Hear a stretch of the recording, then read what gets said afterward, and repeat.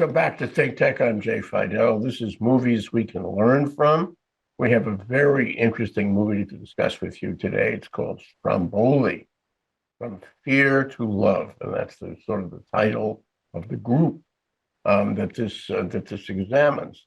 It's a retreat, and it's in a little island which has a volcano called Stromboli. Okay, and George Casen and I are going to examine this. There's a lot to learn from this movie.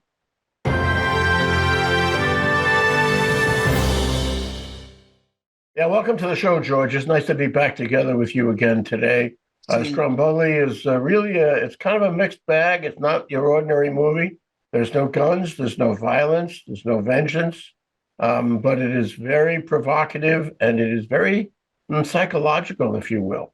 But why don't you give the background of this movie? It was made once in 1950 and again, in the last year or so? Yes. And I don't know if you saw the one in 1950, but the comparison is worth making. You want to talk about that?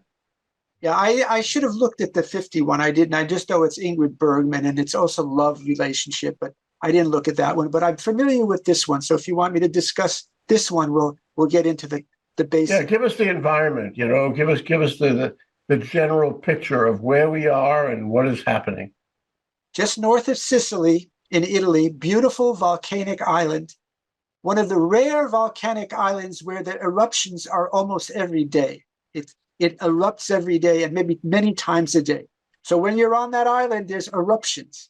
And one of the things is, while this movie was progressing, whenever one of the protagonists discussed something traumatic in their life, they would get the volcano would erupt, and there would be a shaking kind of thing, which was really interesting. But this is a Dutch movie. It's produced as a Dutch movie, and it's the story of a Dutch woman who is having marital problems with her husband and with her her teenage daughter. So she goes to this island, Stromboli, where she's been before, and she's on the boat going there, and she's already had too many drinks, right? So she comes into one of the staff people starts telling her, "You're too close to the water, you're going to fall off," but she's drunk, so she doesn't know. And then she goes into a bar. I shouldn't get into this, but she goes into a bar and has a tryst with the young barista, right? The bartender. Yeah, it takes roughly 90 seconds for her to get into a sexual position with him. Exactly. It's very interesting, and I must say she is very liberated. She's very Dutch. She's very European. This is really a movie about Europeans doing their thing. And there is something about the fact that the Netherlands Film Office supported this movie and made it. It's not only around her; it's around the whole Dutch way of looking at things. Precisely. She's very attractive too. So where was I? So then because she's got too much to drink, she goes to this little cottage that she had rented before. And then she goes around the town and she has too much. She's been drinking, takes vodka, puts it in a water bottle. So she loses her bag with her cell phone, with her money. So she's got no money. She's got no identification, anything. She's still going to bars and trying to drink, right? And no one will serve her because you got to pay, right? So she's got all her problems. Finally, she goes into a church. She said they have to sleep, so she goes to church. And this guy, Jens, who is a guru for this self-help thing. And, it didn't make it clear that she had already signed up for this previously. No, I don't think she had. Yeah. I think she was running away. Yeah. And her arrangement was with the donkey and the old man in that house on the cliff. And it was totally accidental that she was in the church and this fellow Jens had heard about her. And I think you have to know that there are two towns on Stromboli, and they both have a combined population of 3,000 people. So everybody knows everything that's going on. And my guess is that he heard that she was lost and abandoned and in trouble and in the church, and that's why he came to find her. Yeah, just to go back a little bit, the reason she was in the church, I think that the old man, when she had gone, oh yeah, because she didn't have her bag or anything, she goes to the house and she breaks in. And because she's drunk, she's trying to make spaghetti, and the things falls on the floor. And then somehow the pot gets on fire because of alcohol or whatever. She pours the vodka into the fire, Exactly. and then it gets worse, and you get the spaghetti and the fire, and then she throws the blanket over the pot, and she wrecks the house again very quickly. And then the old man throws her out, right? So then she had no place. That's why she got to the church, because she had no place to live, plus no money, no bag. So this Jens, who's the guru, he's a Swedish actor. Forgot to get the name here somewhere. He saves her and takes her to this thing. And in the meantime, this lovely British Indian actress, really pretty actress, she's like his assistant, right, at this self-help thing, right? And one of the villagers, Good Samaritan, finds her bag somewhere where she dropped it or left it, and brings it to that retreat. So then they're eating, I think, all vegetarian, vegan food, all pure organic food to try to clean people's mind out and body out, right? So this is a whole kind of self-love, from fear to love. And each one of those people has an issue, right? There's about 6 or 7 people that this British woman, she's sending her son to Cambridge, and he was a handsome young guy, and he hung himself. So she said she never had a clue. I have friends like that. I could discuss that. Never had a clue. Fred Goodstein's kid at University of Arizona, happy, straight A student, shot himself in his junior year. Why? I don't know. They don't know to this day. So her son, out of the blue, he goes and well, I guess the point is that everybody in the group, had some kind of issue, in his or her background, some kind of thing to be worried, afraid about, some kind of impediment. And this retreat that Jens had set up, which was a beautiful, spectacular place, right, and they paid well for it. And I wonder what would have happened had she not found her bag and been able to pay for this. This was an expensive business, but this was a group therapy affair. Yep. And they were, the common denominator was they all had a sad experience in their past. Yes. And his job, the job of the going from fear to love, so to say, was to have them face that and have them deal with it and have them improve themselves psychologically over it. And he was pretty brutal at times, Jens, the guru. He forced them into acting that really sometimes got a little violent. I mean, Hans, he put the British guy I was going to mention, his mother had issues with his mother, on top of Hans, and then each one different. And Hans went bananas. He said, "I can't be that close to a man," right? So then that issue comes out. Well, he was molested as a child. So and then each of them, as you said, there was the woman, the British woman, the British guy who with his mother, Hans, who's another Dutch guy, and then I can't remember something. But each one of them had some kind of an issue that eventually comes out because of Jens's play acting, which gets violent too, something. Now, Sarah, who was played by Elise Schnapp, who's the main protagonist, she goes and she has sexual relations with Hans, I mean, she's getting, stooped time and time again by different people. So she's got issues, sex issues, right? Now, eventually, well, she says she loves sex, as opposed to some of the other people who don't love sex at all. So she's liberated, right? In the British guy, Harold, he doesn't want to have any sex or any kind of relation, any touch. He doesn't even want to touch people. He'll touch a little kitten, but he doesn't want to touch people.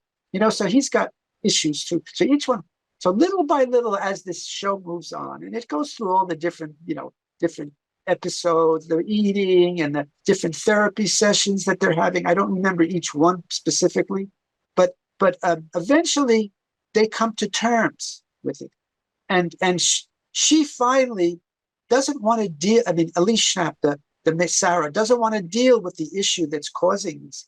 And finally, she breaks through, and it seems that as a young teen, this young teen guy had raped her, right?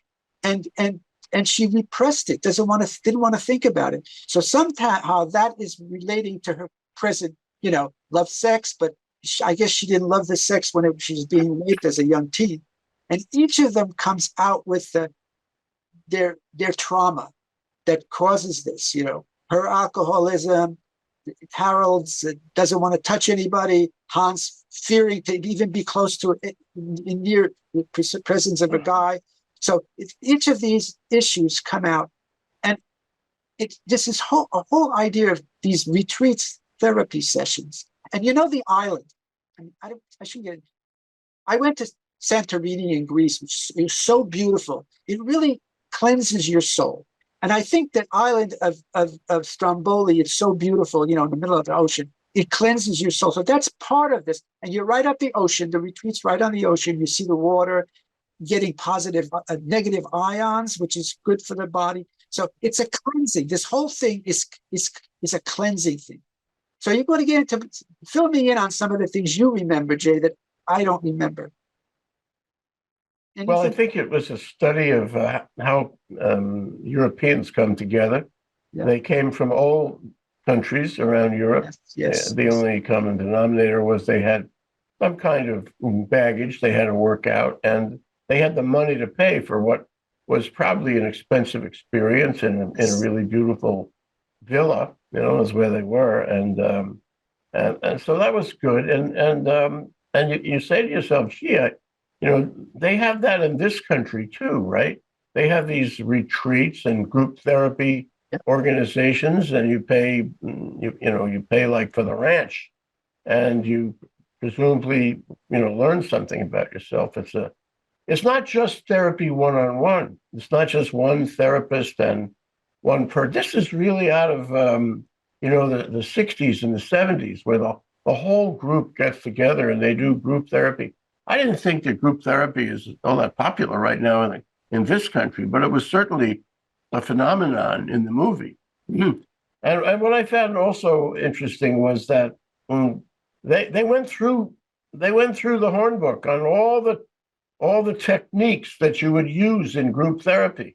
Putting them together, making them lie down and look at the sky and think of all their problems. And, it's just one thing after another that came out of a textbook on group psychology. The other aspect of the group psychology was that it was really groupy. In other words, Jens was encouraging them to actually relate to each other and share their stories and try to have a dynamic between various members of the group who could help other members of the group.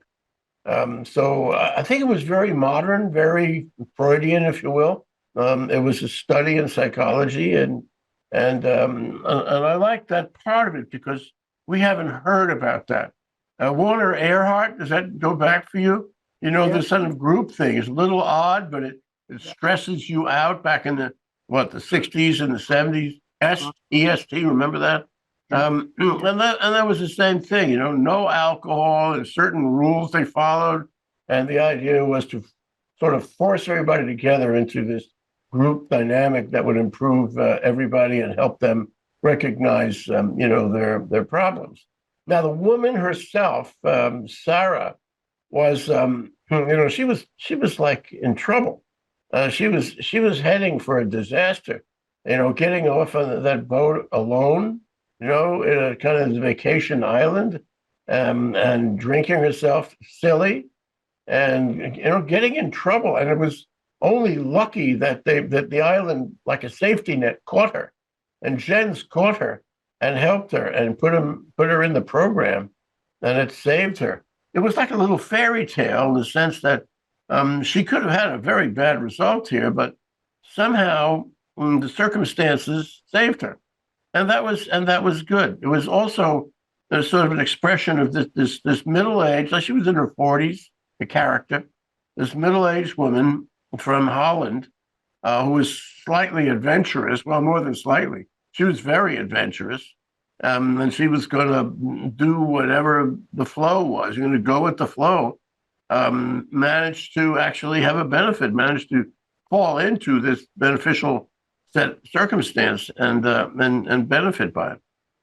So I thought it was really a kind of a hornbook on the psychology, and Jens was very good, a very good actor, and he played the role Oh yeah. perfectly. And the people who were around her played the role perfectly too. I mean, you managed to see it through her eyes, but feel it, in terms of that group of 7 or 8 or 9 people, however many it was. And you wanted, I can't say that I wanted to be there. I don't know how you feel about that, George. I don't think I wanted to be there. I think it was very tough on all of them to go through that process. But I think what's interesting is that you got to see the process through her eyes. You got to see all these flawed people and see Jens, at least theoretically, help them work out their thing. So the question really is whether this is a good movie. It didn't get very good ratings from Rotten Tomatoes. On the other hand, it was kind of easy to watch. What I mean is, you go with the flow on this movie. You sit back, you relax yourself. You don't have high expectations, and as it goes, you're pleased with the way it goes. You are completely sympathetic to Sarah, and you are completely impressed with Jens and his organization. And the whole thing is easy to watch. It's a little strange in the sense that you still can't figure out why she's there exactly, and what kind of ridiculous situation is this? But once you get past that, once you get into the group with her, I think it's a very interesting experience for the moviegoer. So while Rotten Tomatoes gives it a low rating, I think if you just go with the flow on this movie, you find that it's very good. It's very provocative. It's very, it's very educational. It's what you and I strive for. Movies you can learn from, and you learn, for example, that we all have our burdens. You learn, for example, that if you go with the flow, you may find something that saves you. You may find that people who you didn't look at before, you took no notice at all, they have similar issues, and you can establish relationships with them. And I think I'll stop now, but there was one remarkable aspect was that Hans, who had serious character problems, psychological problems, and who she had sex with him once, and it was completely unsatisfying, and she figured he was a real jerk. At the end of the day, Hans managed to deal with his own issues. She managed to deal with her issues, and as they left the island on the ferry, the two of them were a couple. Exactly. They were going to go back to wherever they were going, continental Europe, and they found each other. They were a couple, and maybe that helped Sarah solve the problem with her husband. And she also had a very telling telephone call at the end with her 14-year-old daughter, who was giving her such a headache, where they finally made up together. And so this was a successful therapeutic experience. That's what it was. It worked. Yes, totally. Yeah, very interesting at the end. Yeah, that what happened, with her and Hans, and I was going to mention them too. So, yeah. Let me think. Is there anything else I can think of? I had a thought a moment ago. I think your point about the volcano and the eruptions is relevant on two levels. One is this is a very strange island. It is a volcano. The whole island is a volcano, and the town, the two towns of some total of 3,000 people, which are it's kind of a hospitality town, a tourist town in a way. Very, very small part of the island. It's it's on essentially on the beach of this volcano, and the volcano is a remarkable volcano because it goes off 2 or 3 times a day. Nothing very serious, but enough to take note of. And, it's interesting that more than once in this movie, somebody would say something profound and the volcano would erupt, little eruptions, little tiny eruptions, especially at night. Yes. And you say to yourself, the volcano is agreeing with them. The volcano is pointing out that what they have done is worth looking at. It happened enough times to make you realize that there was an intentional, connection between the volcano and the action in the movie. The other thing is this place is Italian. It really exists. It makes you want to go there, doesn't it? I mean, I wouldn't mind going there. I'm not sure I want to be in the group therapy, but it makes you want to go there and enjoy the town. The people were so sweet in the town, so nice. The pocketbook incident was really something where somebody found her pocketbook and made all kind of effort to return it to her, and you don't find that everywhere in the world. So, it's an Italian movie involving a Dutch star and a Swedish therapist. And what was Hans? Was Hans German or? No, he was Dutch too. He was Dutch too. And then this Englishman who admitted in the first part of the movie that he was a millionaire, but it didn't help him because he had this problem with his mother. Yeah. So, Jay, you can also talk about the difference between this and the 1950 Stromboli, where Ingrid Bergman was pregnant on this island. I only read a little bit about that. So if you saw that, sort of do a comparison between that and this. I mean, they're both on this beautiful island, but Ingrid Bergman was pregnant in the movie. So what are the particulars with that? I can't make the comparison because I didn't watch it. Suffice to say, it was black and white, and you couldn't really appreciate the beauty of the place. On the other hand, there is a connection from what you say, and that is that, I don't know if you remember this part, but the 14-year-old daughter was born in Stromboli, on Stromboli. So Sarah had a historical relationship, and her 14-year-old child had an historic relationship with Stromboli.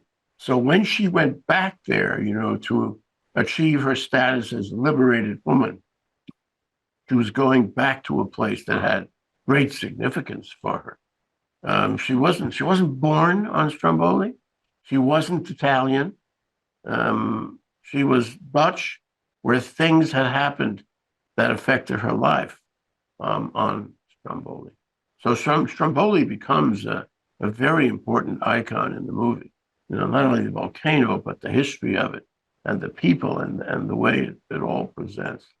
It is. I said to myself, gee, their tourist numbers must be way up with this movie. Everybody will want to go there. You see, I saw Summer Lovers, which was a movie in the 80s about Santorini. And I so fell in love with the island and the plot, with this guy and these two women he met, that I went there, to Santorini, and because of the movie I saw. So I was a tourist and had some interesting experiences with these two Greek women from Australia. So it really makes a difference.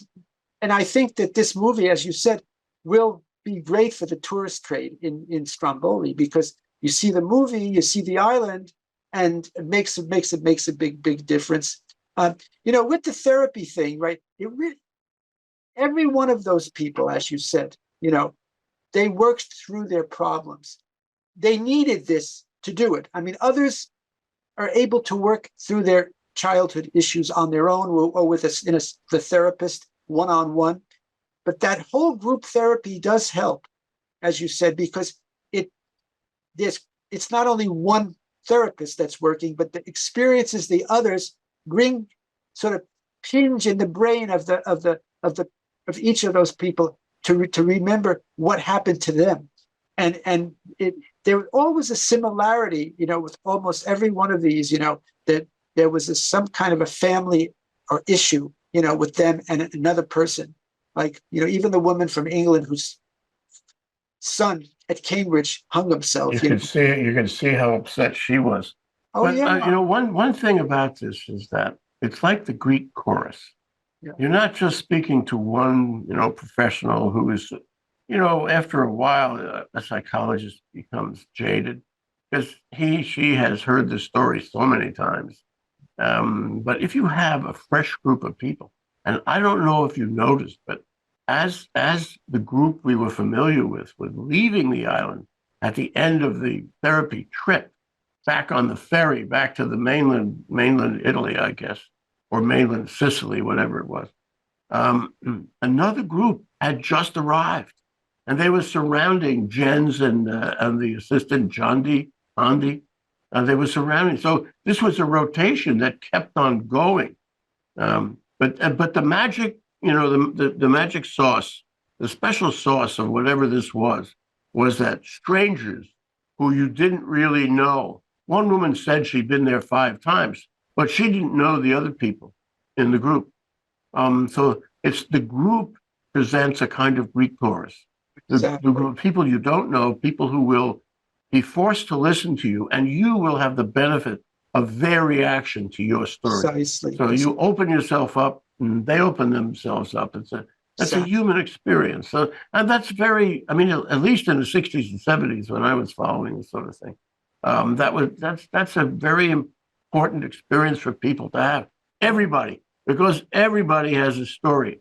I'll go on record. Everybody has a story. It may be bigger for some people and more, sad for others, but no, fact is everybody has a story. So this is relevant. The other thing that is very relevant is that this is modern Europe.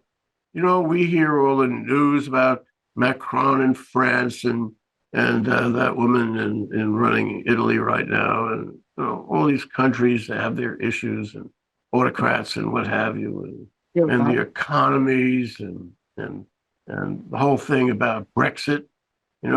So zoom back.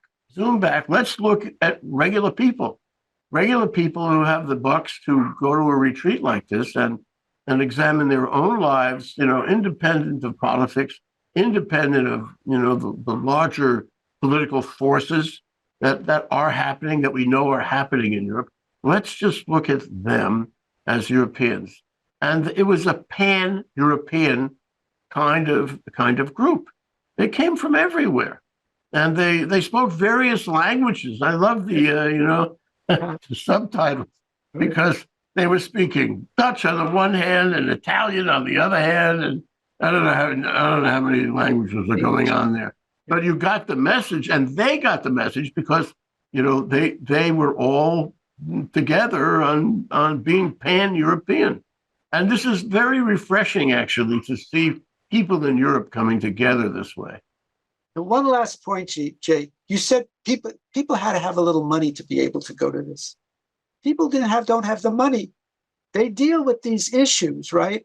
And sometimes they get violent and they become shooting, So it would be good if this kind of therapy could be done for people who don't have the money, because that would prevent some of these horrible incidents that we deal with every week. This week again, 2 or 3 of these, right?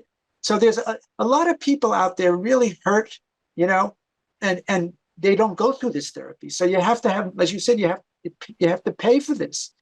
And so that's another point I wanted to make, that this is a needed thing for a lot of people.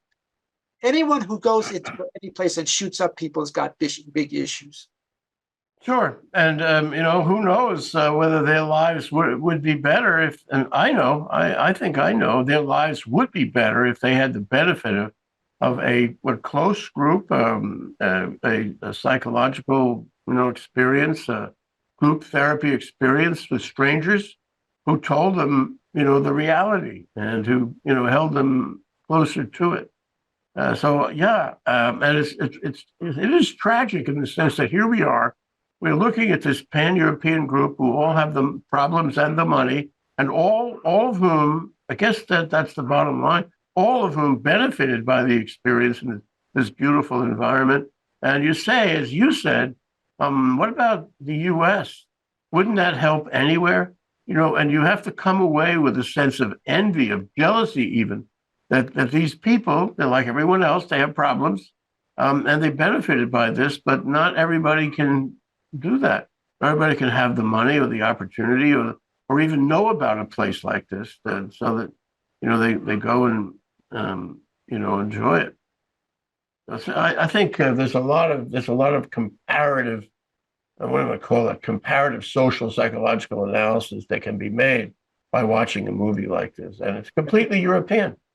So there wasn't. I don't know. Was there any American there? I don't think so. There was everybody else, but not a single American. And this was an example of the Europeans finding their way, using the benefit of psychology and group psychology. So I'd like to ask you your rating on this, but I want to make it more complicated. Can you give us your rating on this movie, George? But also tell us why. I'll give it an 8.5. I liked basically the whole idea of the movie. Gents going and even those difficult sessions that he had with them, and also how Sarah eventually comes to her, to what's causing these problems. But there was some just disjointedness that I couldn't follow sometimes. They jumped from her in a bar and then back and forth, and there was some kind of a lack of continuity in the production, and that's what sort of, for me, made it more like an 8.5. The whole production values, and the scenery was good for the island and stuff, and but there's this disjuntedness. Why did you think were you sympathetic with her? Did you like her? Did you find that as a person she was appealing? Do you think she was pretty? And as an aesthetic image in the movie, because she was no movie actress, I'll tell you that. I mean, and like a Hollywood movie star person. She more looked like a plain, ordinary Dutch woman. That's what she looked like, right? So can we have a movie like this? The picture on the screen doesn't really tell you.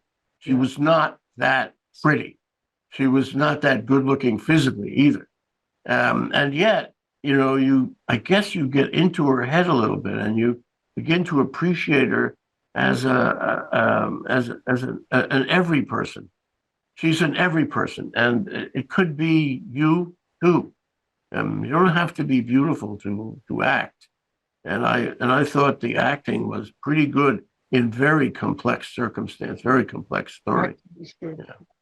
So my only issue was the disjunctedness. It was that there was a lack of continuity.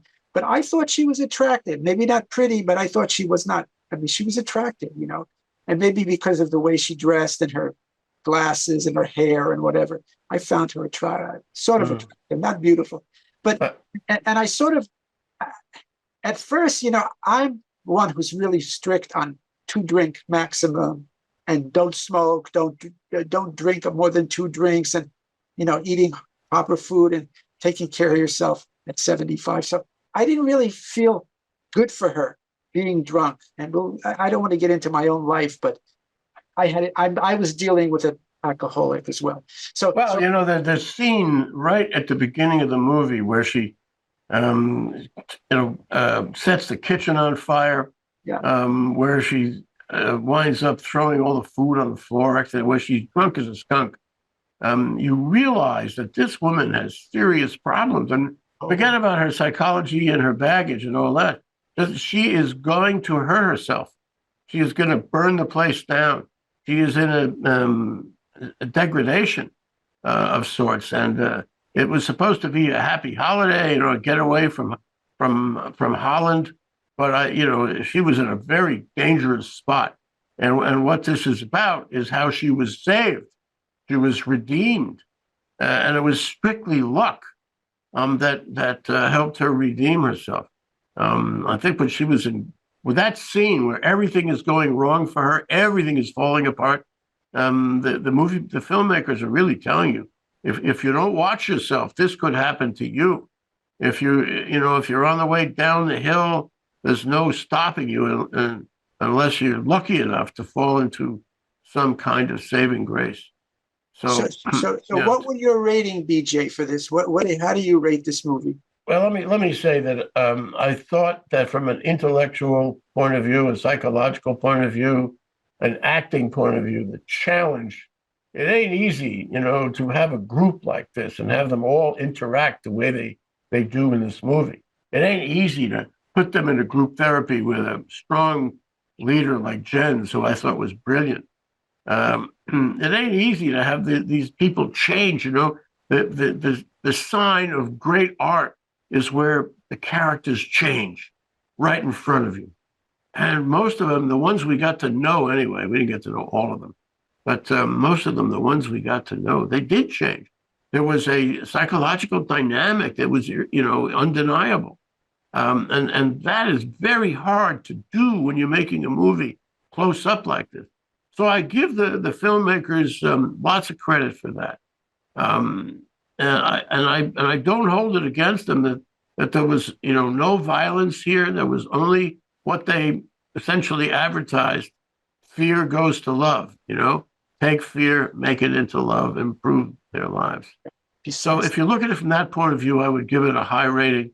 But as a movie that caught my attention, as characters that caught my attention, it wasn't in the ordinary vein of a Hollywood movie, and I suppose I wanted more of that. So I'm with you, George. I put it at 8 to 8.5. But I do feel it's an excellent experience to watch it. You have to watch it very carefully and maybe more than once, actually, to understand it. George, we're out of time. Yes, I'm sorry we're out of time, but this was a very worthy discussion, a very worthy movie. Thank you so much for joining me on this discussion. Thank you, Jay. Thanks for your insights. Aloha. Aloha.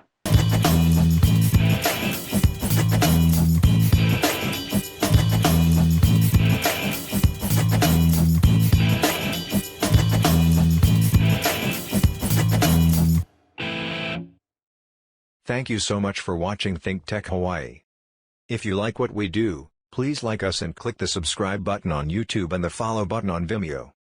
You can also follow us on Facebook, Instagram, and LinkedIn, and donate to us at thinktechhawaii.com. Mahalo.